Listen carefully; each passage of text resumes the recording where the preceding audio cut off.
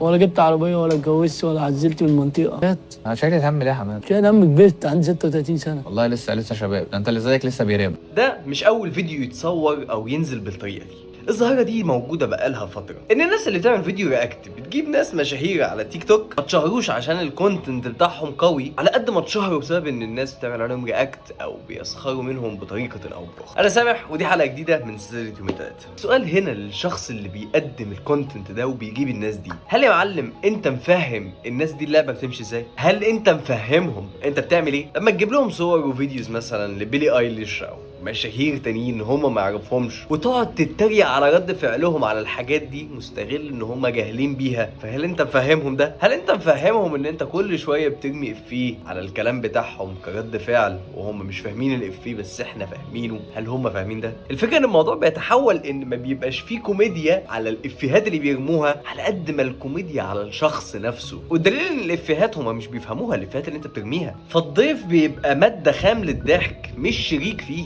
والإفيه بيتحول من كوميديا لانه زي كارت عضويه، بيحصل زي تفوق اجتماعي، انت عارف ان الشخص ده مش فاهم فبتحطه في مكانه معينه وبتحط نفسك انت والمشاهدين اللي هو ممكن يكون منهم انا في طبقه معينه. والفكره ان الضحك هنا بيبقى امن او ما بتحسش بيه بذنب، علشان تحس ان الشخص فاهم وموافق على الحاجات دي، بس هو فعلا مش مدركها، ممكن يكون مدركها بس احنا ما نعرفش. المشكله مش في نيتك ولا نيه المشاهد، المشكله في اتجاه الضحك ده ممكن يودي لايه. لما الشخص نفسه يكون هو الكوميديا والماده للسخريه، هنا احنا بنثبت هرم مش بنعمل فن او كوميديا. فانا مش عارف هل انا الوحيد اللي حاسس ان ده في شيء غلط، في شيء مش مريح لا للشخص ولا للجمهور. فدول كلمتين ان هو نضحك ونهزر ونعمل فيديو رياكت، بس نحاول ان احنا ما نجيش على كرامه حد او ندخل البني ادم ده في لعبه هو ممكن ما يكونش مدركها، ونستغل ان هو مش فاهمها ونقعد احنا نضحك عليه في الاخر.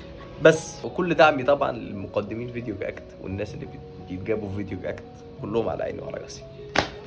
سلام.